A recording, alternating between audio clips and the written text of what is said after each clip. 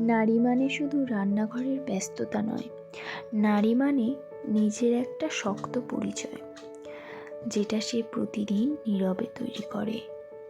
আমি প্রতিদিন পরিবারের জন্য রান্না করি, ভালোবাসা দিয়ে, যত্ন দিয়ে, কারণ পরিবার আমার কাছে দায়িত্ব। কিন্তু দায়িত্ব মানে নিজের সম্মানটা ভুলে যাওয়া নয়।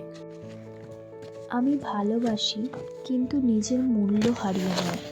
আমি চুপচাপ থাকি, কিন্তু দুর্বল নয়। নারীর শক্তি চুপচাপ, কিন্তু দুর্বল নয়। নীরবতার মধ্যেও থাকে শক্ত সিদ্ধান্ত, যেটা সবাই বুঝতে পারে না। নারী মানে সহ্য করার নাম নয়, নারী মানে শক্ত হয়ে দাঁড়ানোর সাহস।